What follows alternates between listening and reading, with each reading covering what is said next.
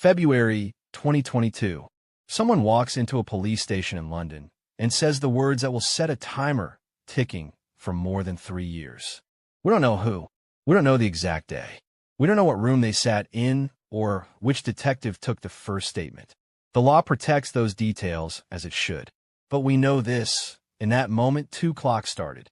One for the person making the report, a clock that measures trauma in minutes that feel like hours, and another for everyone else, a clock that will tick through 1,247 days before a trial even begins. This is a story about what happens in the space between an allegation and an answer, about what 3 years of waiting does to everyone it touches, and about the uncomfortable question at the heart of every case like this. What do we believe when we cannot yet know?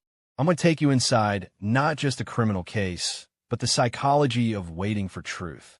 This is the story of Thomas Partey. 5 counts of rape, 1 count of sexual assault, 3 complainants, and the 1,247 days that stretch between I'm reporting a crime and we're going to trial. But more than that, it's a story about you, about all of us, about how we think about guilt and innocence when both are still theoretical, about the stories we tell when the ending hasn't been written yet. And it begins with a question that has no good answer. When someone reports a rape, what happens next? Let me take you into a room you'll never see. It's a police interview room somewhere in London, February 2022. The specifics are deliberately hidden. Police don't release that information to protect complainants and preserve the investigation's integrity. But we can imagine the universal elements: a table, 2 chairs, maybe 3, a recording device, a box of tissues that's there for a reason, and Detective Superintendent Andy Furphy's team, trained in sexual offense cases, trained to ask questions that sound simple but carry the weight of years. The first report triggers protocol. In the UK, rape investigations follow a structure designed over decades of learning what works and what fails. Forensic medical examinations, if the complaint is recent. Digital device analysis, phones, computers, messages that might corroborate or contradict. Witness interviews. CCTV, the slow, methodical construction of what prosecutors call a comprehensive file of evidence.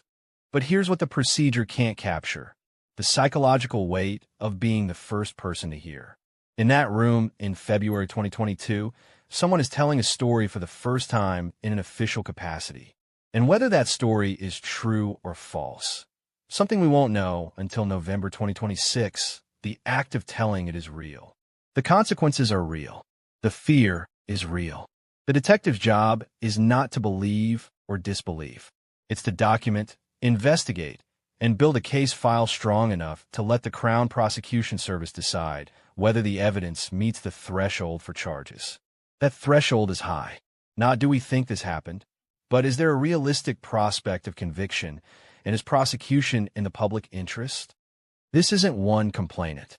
The case that will eventually emerge involves 3 women, allegations spanning 2021 to 2022, incidents in London, each one a separate psychological universe. 2 women will eventually be linked to the 5 rape counts, 1 to the sexual assault charge. The structure of charges itself tells a story. This isn't a single allegation made in haste. It's a pattern that investigators will spend 3 years examining. But in February 2022, in that first interview room, none of the architecture is visible yet. There's just a voice, a story, and a detective taking notes. And somewhere else in the city, Thomas Partey is still living the life he woke up to that morning. Thomas Partey, born June 13th, 1993, in Ghana. Midfielder for Arsenal Football Club, one of the most high-profile sports institutions in England. Signed from Atletico Madrid in 2020 for around £45 million. Not just a player, but an investment, a brand, a public figure with millions of followers. When the investigation begins, Partey is living in the familiar paradox of professional athletics: private person, public property. On the pitch, he's analyzed, celebrated, criticized. Every performance dissected by pundits. Every Instagram post examined by fans. He exists in that strange modern space where celebrity makes you both more and less than human. a superhero in the eyes of fans, a commodity in the eyes of the industry. And now, unknown to the public, he's under investigation for rape. The Metropolitan Police don't announce it. Partey doesn't announce it. Arsenal are informed. They have to be, but say nothing publicly. For months, this will be the strangest form of secret. Thousands of people watching Partey play every week, none of them knowing that detectives are simultaneously watching him in a completely different way. This is the first uncomfortable psychological territory we have to navigate. What does it mean when someone continues their public life while their private life is under criminal investigation? There's no good answer. If police announced every investigation immediately, they'd compromise cases and ruin lives before evidence could be tested. If they say nothing, as protocol demands, the person under investigation continues to receive adulation, money, platform, all while complainants watch, wondering if anyone will believe them.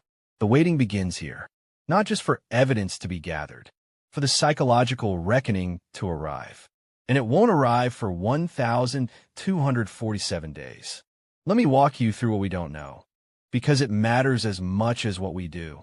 The Metropolitan Police investigation proceeds quietly.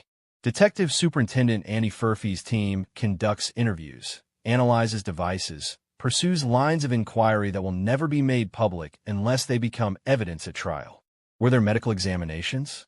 Probably. Standard procedure in recent rape complaints. Was DNA collected? Possibly. Were phones seized and analyzed? Almost certainly. Was CCTV reviewed? Likely. But here's the reality. None of that is public record until it's introduced in court. The police and CPS explicitly don't release forensic details, both to protect complainants and to preserve trial integrity. So we're left with a statement from the CPS that they reviewed a comprehensive file of evidence and determined charges were appropriate. Comprehensive. That word is doing a lot of work. It means the CPS saw something, but it doesn't tell us what. It doesn't tell us if there's physical evidence or just testimony. It doesn't tell us if there are messages, photos, medical records, witness corroboration. It gives us a conclusion without the reasoning. And that's intentional. The criminal justice system operates on a principle. Evidence is tested in court, not in newspapers. But psychologically, this creates a vacuum. And humans hate vacuums. We fill them with assumptions, tribal loyalties, pre-existing narratives about who we believe and why. Some people hear comprehensive file of evidence and think they must have strong proof. Others hear it and think they charge without evidence all the time. Both are projecting onto a deliberately blank surface. The truth is simpler and more uncomfortable. We don't know. And we won't know until the evidence is presented, cross-examined, and tested at trial. That trial is scheduled for November 2nd, 2026, which means, for now, we exist in the space between allegation and proof. And that space is where belief becomes a psychological battleground. While the investigation proceeds in silence, something else is happening. The silence itself becomes currency. Think about what it means for Arsenal Football Club.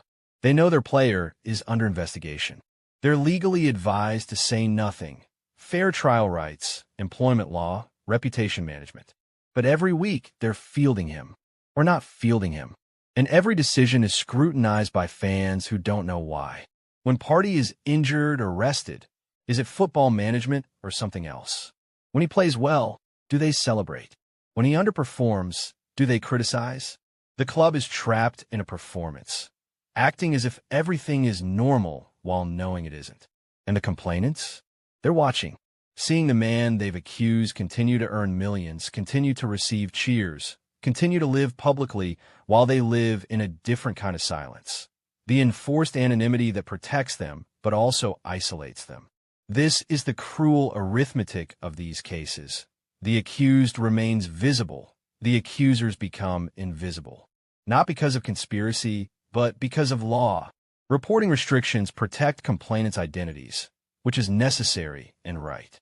But it also means they watch the world continue as if nothing happened while their own lives are suspended. And then there's the third silence. Ours. The public doesn't know yet. Rumors circulate online. They always do. but there's no official confirmation. No statement. No response. Just the mounting tension of a secret too big to stay hidden forever. Something will break eventually. It's just a question of when and how. The answer comes in July 2025.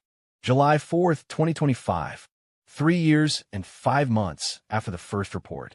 The Crown Prosecution Service authorizes charges. 5 counts of rape. 1 count of sexual assault. Relating to 3 complainants. Alleged incidents between 2021 and 2022. The Metropolitan Police issue the requisition, the formal charging document. Thomas Partey is summoned to appear at Westminster Magistrates Court. And just like that, the silence detonates. The news breaks across every major outlet. BBC, Guardian, Reuters, Al Jazeera. The headlines are careful, legally precise. Charged, not guilty. Allegations, not facts. Crown Prosecution Service authorizes charges. Emphasis on institutional decision, not individual judgment. But precision doesn't control interpretation. Within hours, social media fractures into tribal camps. Defenders. Innocent until proven guilty. This is a witch hunt. Believers. 5 counts, 3 women, believe survivors. The middle. Mostly silent, uncomfortable, unsure what to say. And Thomas Partey's life cleaves in 2, before and after. Before, he was a footballer under investigation. After, he's a footballer charged with rape. The words attached to him now. Every Google search, every news mention, every conversation about his career. His contract with Arsenal expires June 30th, 2025, 4 days before charges are announced. Coincidence? Planned? We don't know. But it means he's officially unemployed when the world finds out. Then, in early August, Villarreal, a Spanish club, signs him. They release a careful statement acknowledging the legal proceedings, emphasizing presumption of innocence, threading the needle between opportunity and optics. And the reaction splits again. How can they sign him versus he hasn't been convicted of anything? What message does this send versus everyone deserves employment pending trial? No one is wrong. Everyone is right. That's the agony of this moment. Because here's the truth. The charges don't tell us what happened. They tell us what prosecutors believe they can prove. Those are not the same thing. A comprehensive file of evidence could mean DNA, witnesses, digital corroboration. Or it could mean testimony prosecutors find credible enough to pursue. Until trial, both are possible. And that uncertainty? That's where we'll live for the next 16 months. August 5th, 2025. Thomas Partey appears at Westminster Magistrates Court, the first time he stands in front of a judge as a charged defendant. Magistrates' courts are the entry point for criminal cases in England. They handle initial appearances, bail decisions, and transfer proceedings for serious crimes that will go to Crown Court. This hearing isn't about guilt. It's about logistics. The charges are read. 5 counts of rape. 1 count of sexual assault. Partey speaks only to confirm his identity and address. The magistrate sets conditions. Conditional bail, which means he's free pending trial, but with restrictions. No contact with complainants. Report any change of address. Notify authorities of travel plans. These aren't punishments. They're risk management. The court balancing his presumption of innocence against the seriousness of allegations. And then the case transfers. These charges are indictable-only offenses. They must be tried in Crown Court, where a jury will hear the evidence and a judge will preside over questions of law. The venue, Southwark Crown Court. The date for the next hearing, September 17th, 2025. And in that 6-week gap, Partey signs for Villarreal, moves to Spain, and begins training with a new team while wearing an invisible tag that says defendant awaiting trial. What does that do to a person's psychology?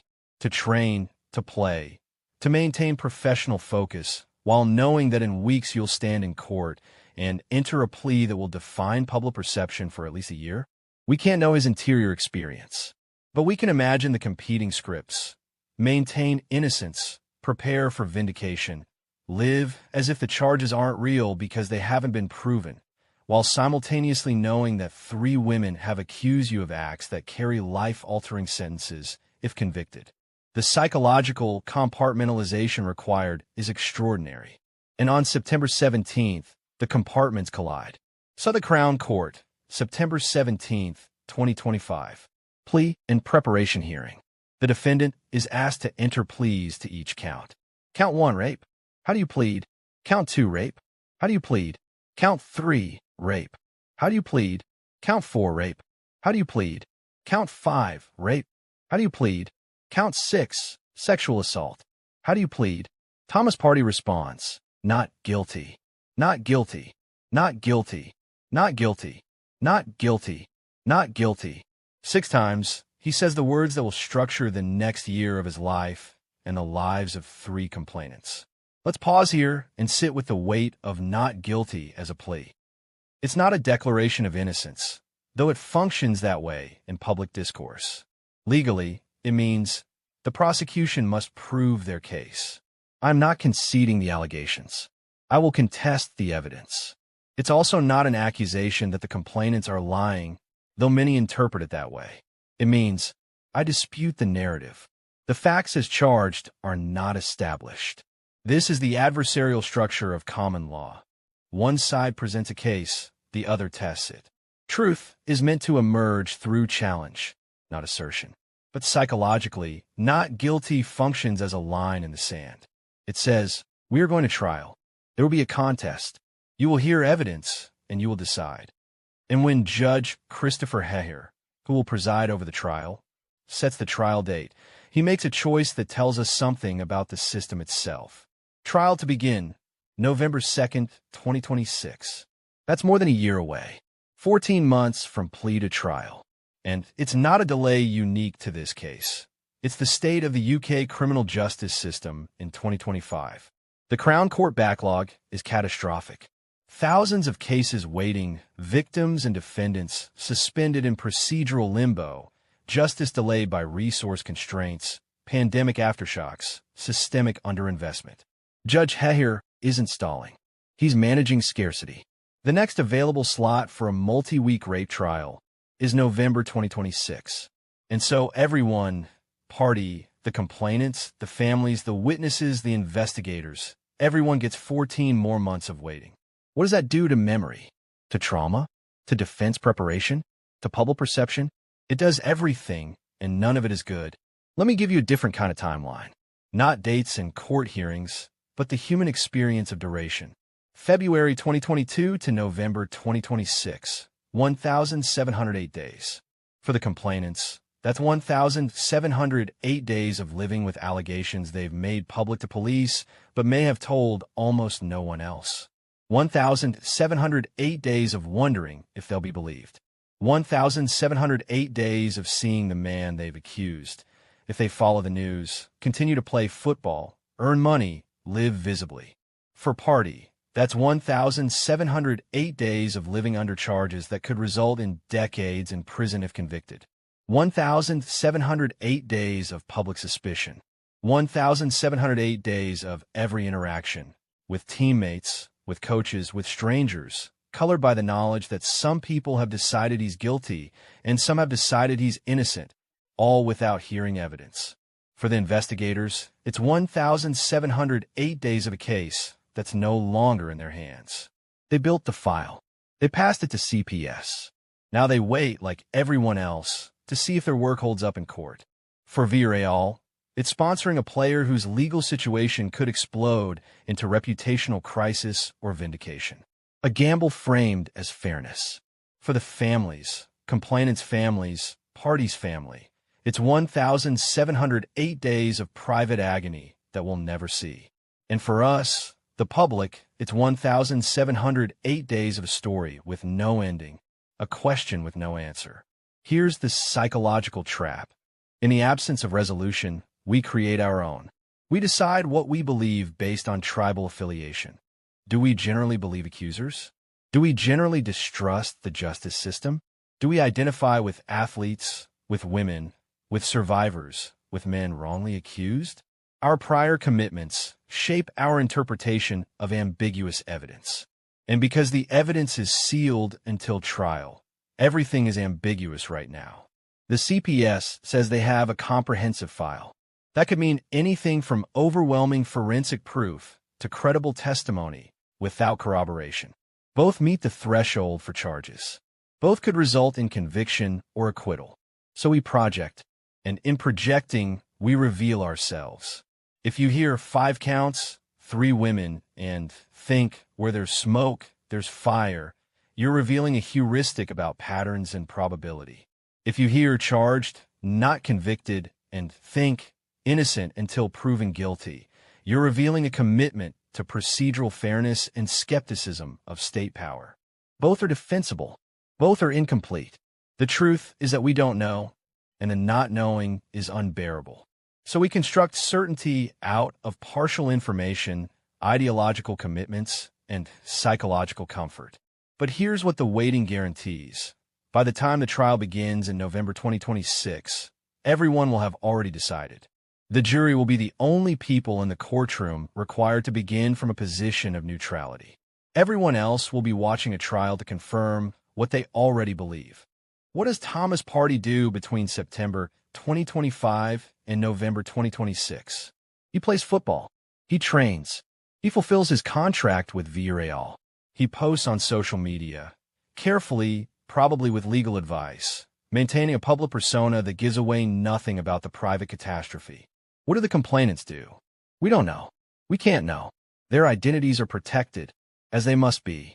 But we can infer the shape of their lives, preparing for trial, likely with CPS support, reviewing statements they gave years ago, anticipating cross-examination, living with the knowledge that their most traumatic experiences will be dissected in public, even if their names aren't used. This is the cruelty of the waiting. Everyone is in motion, but no one is moving forward. Partey can't clear his name until trial.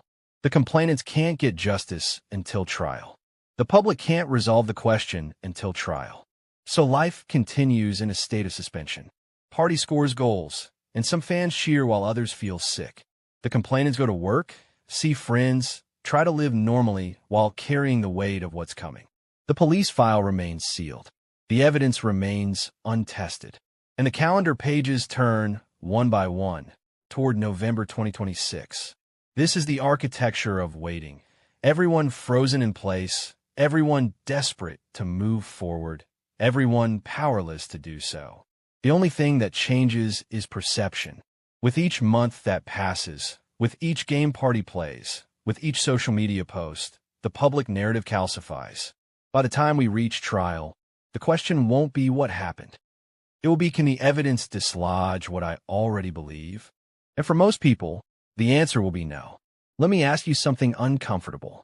Right now, reading this, listening to this, what do you believe? Do you believe Thomas Partey is guilty? Do you believe he's innocent? Do you believe the complainants? Do you distrust them? And more important, why? Because here's what we've established. You don't have access to the evidence. You don't know what the CPS file contains. You haven't heard testimony. You haven't seen cross-examination. You don't know what forensic evidence exists, if any. You don't know the complainant's credibility or the defense's counter-narrative. You know, 3 women made allegations. Prosecutors thought the evidence was sufficient to charge. Partey pleaded not guilty. The trial is scheduled for November 2026. That's it.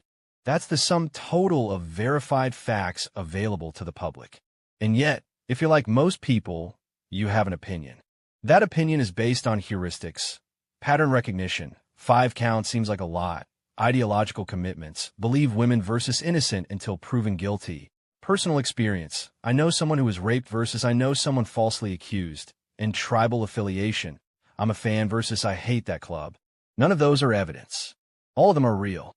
This is the psychological reality of high-profile cases. The trial in the courtroom is almost irrelevant to the trial in public opinion. By the time the jury delivers a verdict, most people will have already decided. And the verdict will either confirm their priors or trigger motivated reasoning to explain it away. If Partey is convicted, some will say I knew it, and others will say miscarriage of justice. If he's acquitted, some will say vindicated, and others will say that his system failed. The evidence, the actual evidence, will matter less than the stories we've already told ourselves. And that's not a bug in human psychology. It's a feature. We are narrative creatures. We need stories to make sense of ambiguity. And when the official story is we don't know yet, we fill the gap with the story that best fits our worldview. The question is, can we hold that lightly? Can we say, I don't know, and I won't know until the trial, and mean it? Or is the uncertainty too uncomfortable? Is the ambiguity too destabilizing? Because here's the hardest truth. Justice requires us to sit in the discomfort, to resist the urge to resolve prematurely, to wait for evidence, even when waiting feels impossible. And that's what the next 14 months demand. Not resolution. Patience. The trial will come. The evidence will be presented. The jury will decide. Until then, we wait. And waiting, it turns out, is the hardest part. Let's talk about what happens when a rape allegation becomes public. There's a predictable sequence, almost algorithmic in its consistency. Step 1. The allegation surfaces. Step 2. Social media fractures into camps. Step 3. Each camp selects facts that confirm their position. Step 4. Ambiguity is weaponized. Step 5. The person becomes a symbol. Thomas Partey is no longer just Thomas Partey.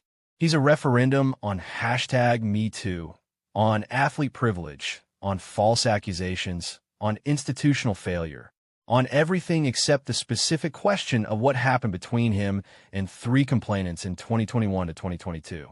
This is the strange alchemy of public cases. The individual disappears into the archetype.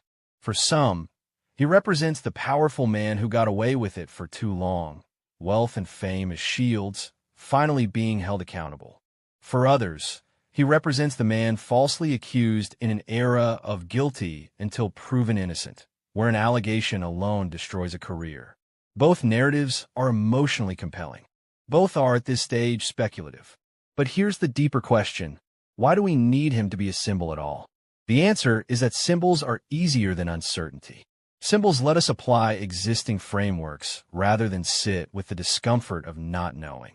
While the legal case proceeds in slow motion, the social media case unfolds at light speed.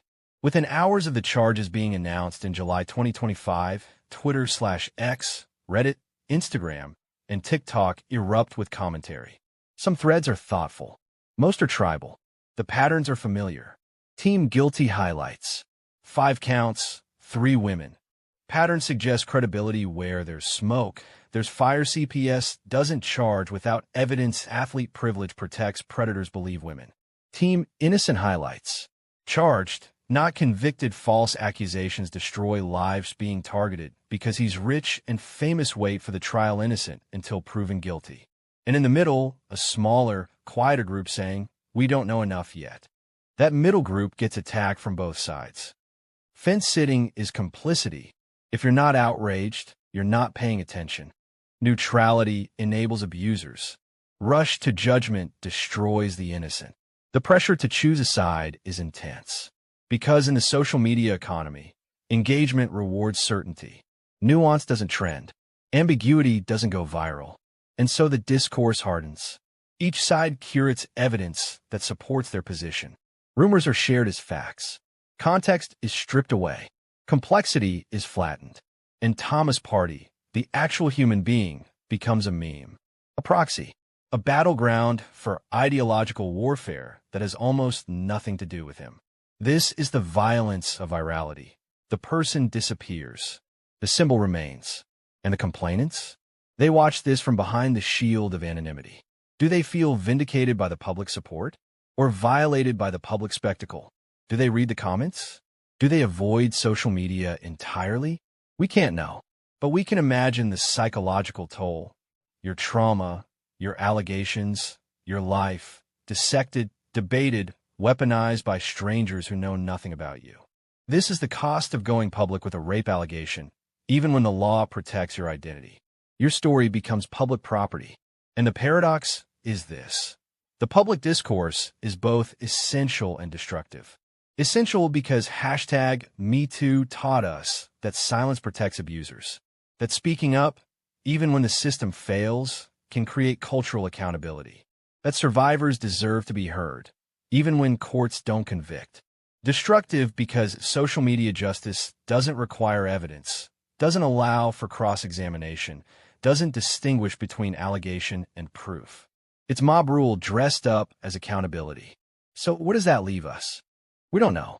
We can't know. The law protects their silence, but it also isolates them. Two parallel lives, shaped by the same event, living in opposite conditions. One visible, one invisible. One presumed innocent. One presumed credible enough to charge, but waiting to be tested. And both are waiting for the same day, November 2nd, 2026. The day that will give them answers, or at least the closest thing to answers the system can provide. But here's what they share. Neither of them is living. They're both suspended in time, waiting for the future to arrive and tell them how to interpret the past. And that suspension, that limbo, is its own form of violence.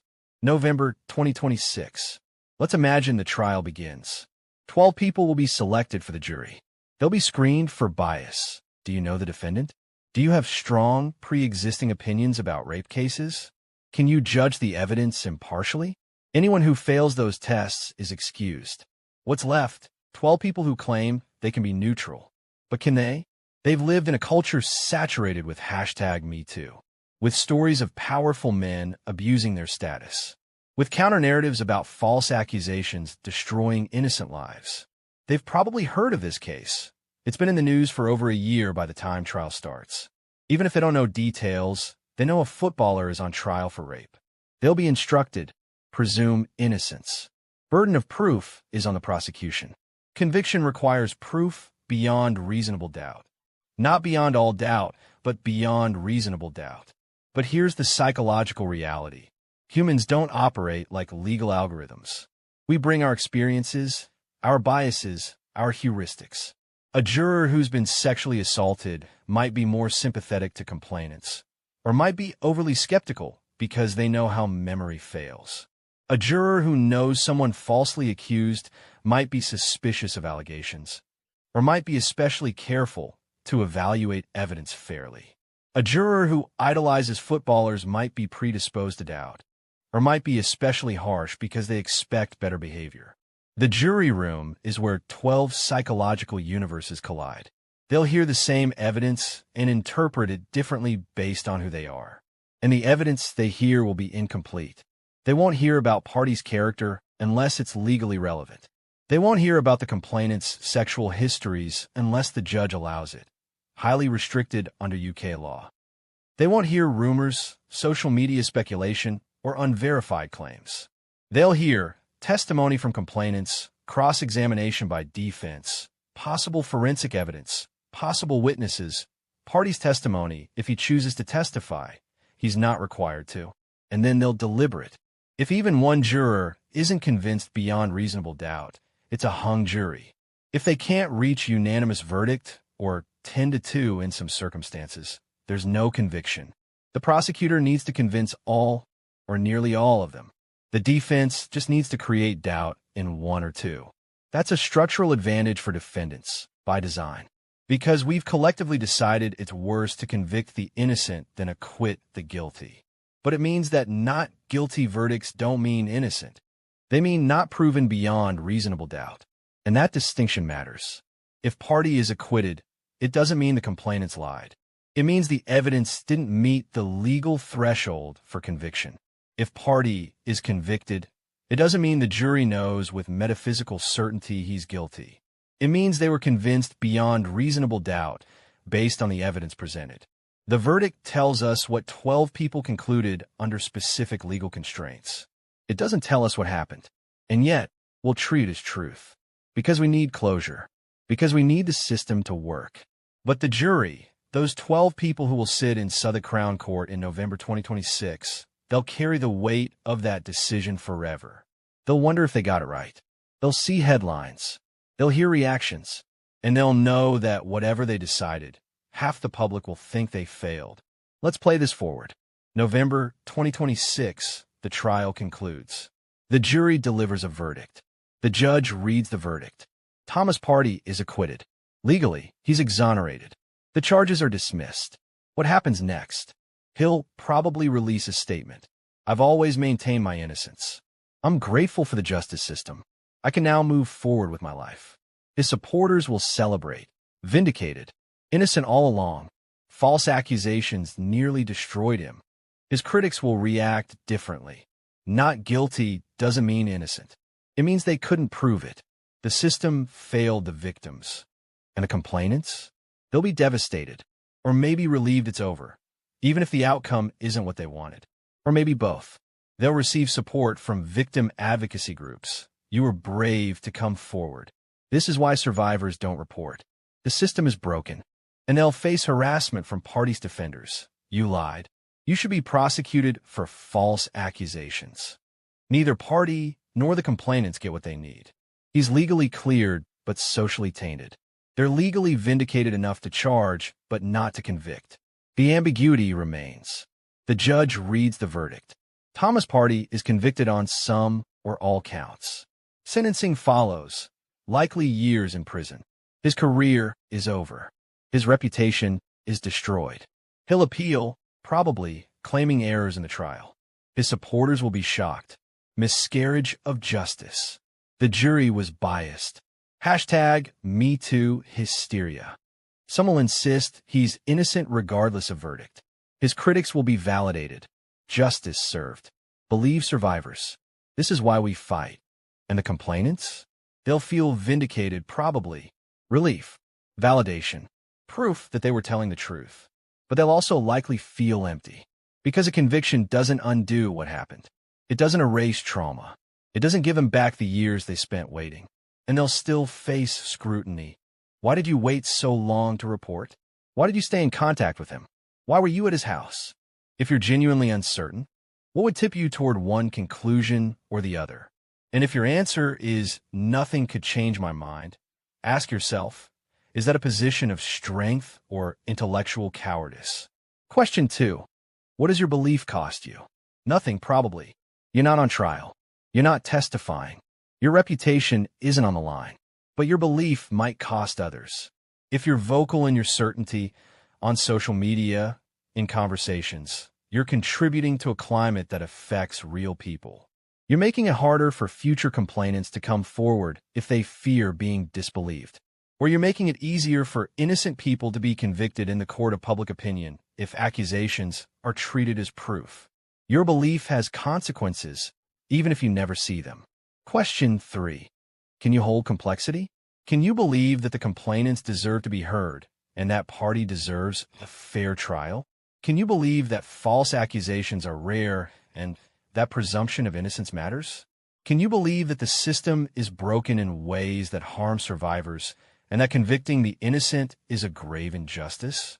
Can you resist the urge to collapse into binary thinking, guilty or innocent, believer or skeptic, justice or injustice? Or is complexity too exhausting? Is certainty too comforting? Question 4.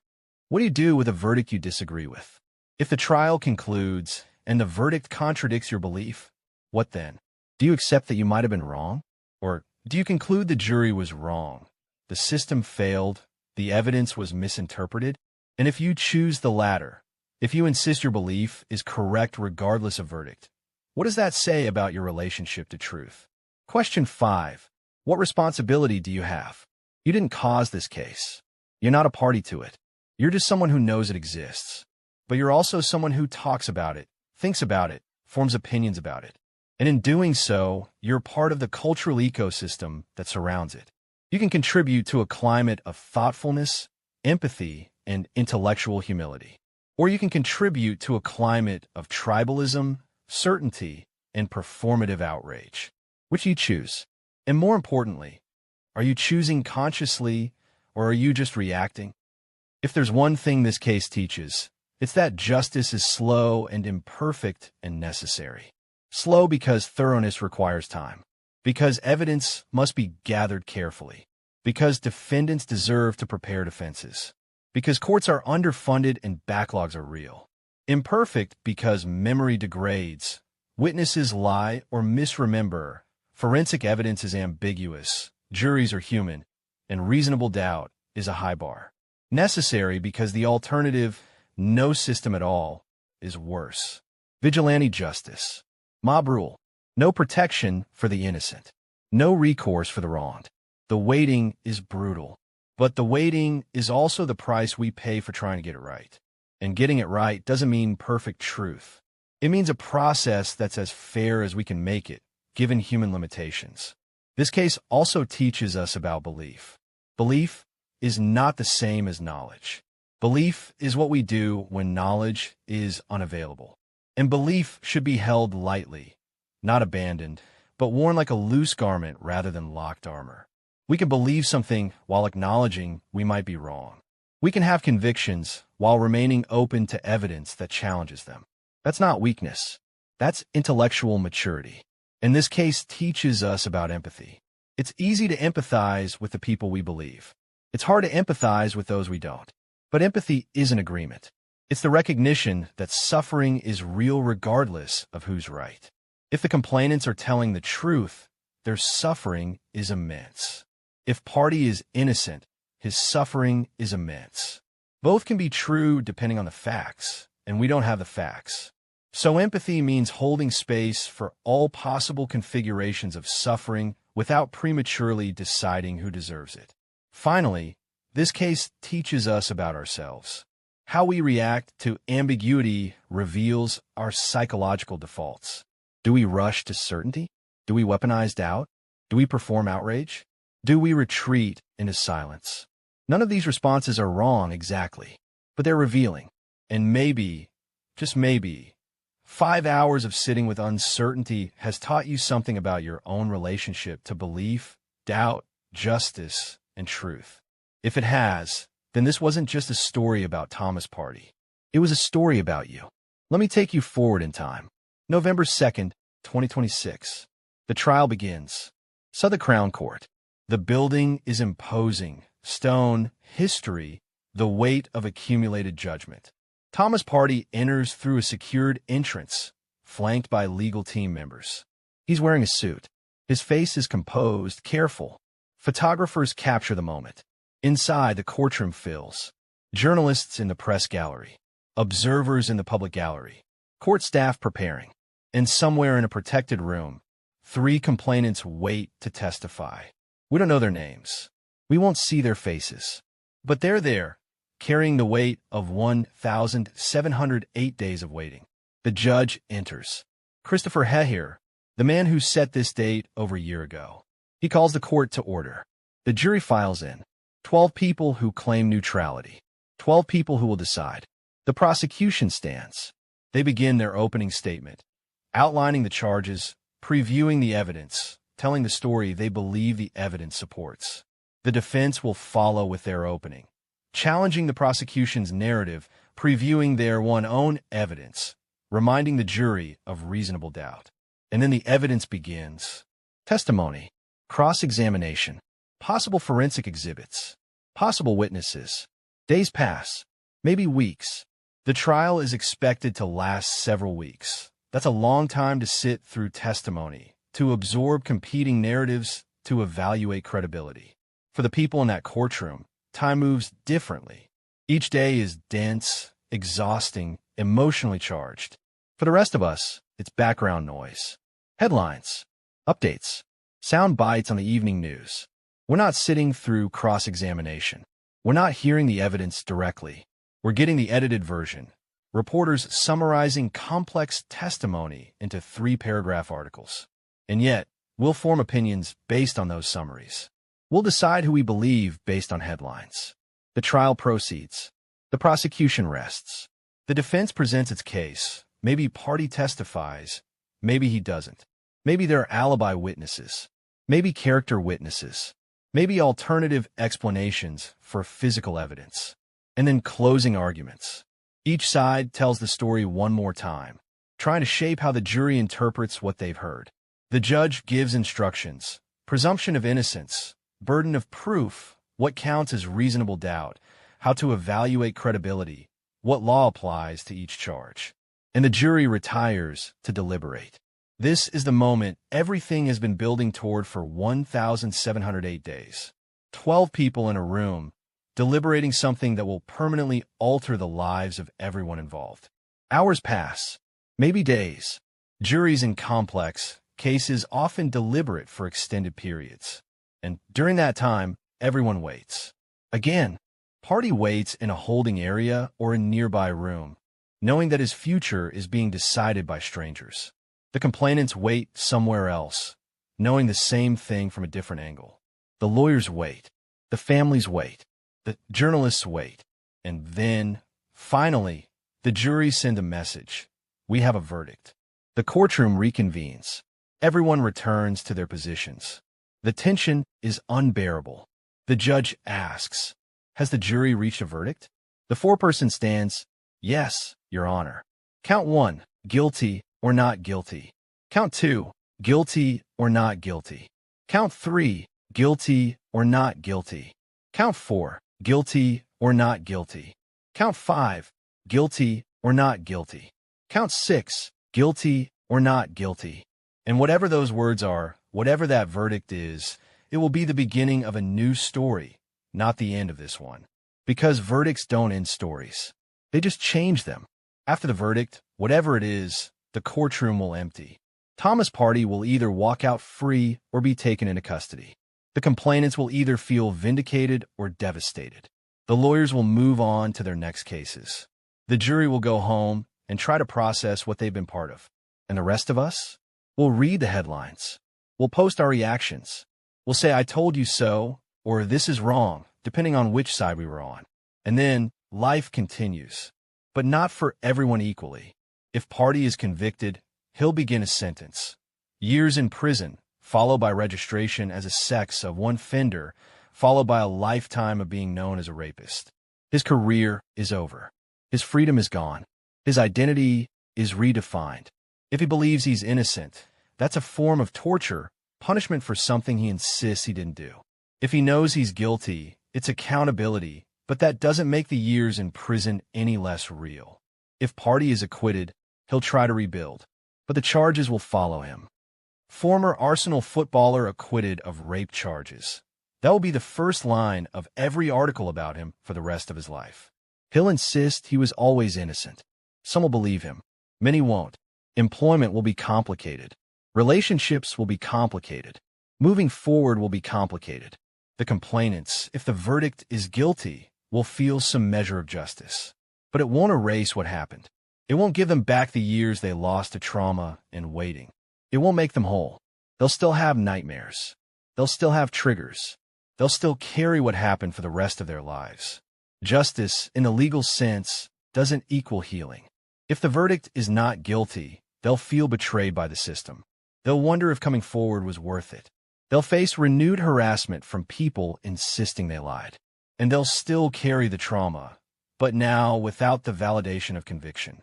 Both scenarios are brutal. Neither gives them back what they lost. And for all of us watching from the outside, we'll move on quickly.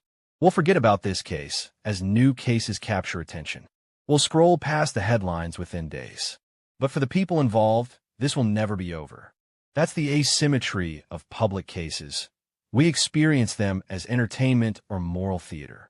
They experience them as life. And that gap between our casual engagement and their permanent transformation should give us pause. Because the way we talk about these cases, the certainty we perform, the tribalism we indulge, it has consequences for real people whose lives are already broken by whatever did or didn't happen in 2021 and 2022. We owe them more than our hot takes. We owe them the humility of acknowledging what we don't know. And we owe ourselves the honesty of admitting that our interest in this case might have less to do with justice and more to do with the psychological comfort of feeling righteous. We're almost at the end now. 6 hours, 45 minutes. And I want to come back to where we started. February 2022. Someone walks into a police station and makes a report. That moment, that first moment, is where everything begins. And we'll never know what happened in that room. We'll never know the full truth of what that person said, why they said it, how they said it. We'll never know what happened in the rooms where the alleged assaults occurred, if they occurred. We'll never have access to the interior lives of the people involved. We'll never have certainty. What we have is a process. Imperfect, slow, grinding, but designed to test allegations as fairly as human systems can. And we have a choice about how we engage with that process. We can engage with humility, acknowledging the limits of our knowledge, respecting the gravity of what's at stake, resisting the urge to perform certainty we don't actually have. Or we can engage with arrogance, insisting we know what happened based on tribal affiliation, weaponizing doubt or belief to serve ideological agendas, treating real people as symbols in culture war battles. The choice is ours. The consequences are theirs. So let me ask you one final time. What do you believe and why? Not what do you feel. Not what does your tribe believe. Not what's politically convenient. What do you actually believe based on the information available? And can you hold that belief lightly enough to let evidence, when it finally emerges, change your mind? Because that's the only intellectually honest position available right now. The trial will happen. The evidence will be presented. The jury will decide. And whatever they decide, it will be the best answer we're capable of generating given the constraints of human justice. It won't be perfect. It won't satisfy everyone. It might not even be correct, but it will be the answer. And when that answer comes, we'll have another choice. Accept it or reject it. I hope, and this is my only agenda in 6 hours, I hope we can accept it with the humility it deserves. Not blind acceptance. Critical engagement, absolutely. But humility about the limits of what verdicts can tell us. Because verdicts don't reveal metaphysical truth. They reveal what a specific jury concluded based on specific evidence under specific constraints. That's all. That's everything. And in the end, the question isn't what happened in 2021 to 2022. The question is, how do we live in a world where we'll never know for certain, and justice is the best approximation we can manage? The answer to that question reveals who we are, not as believers or skeptics, not as partisans in culture wars, but as people trying imperfectly, incompletely, to hold space for both accountability and fairness, for both survivors and the accused, for both the impossibility of certainty and the necessity of judgment. That's the space this case occupies. That's the space we all occupy. And the waiting, the 1,708 days from February 2022 to November 2026, is just the visible expression of a deeper truth. We're always waiting for answers, for justice, for certainty. And maybe the waiting is the point. Maybe living in the uncertainty is where wisdom lives. Maybe the lesson of Thomas Partey's case isn't about what happened. It's about how we handle not knowing. And how we handle not knowing says everything about who we are.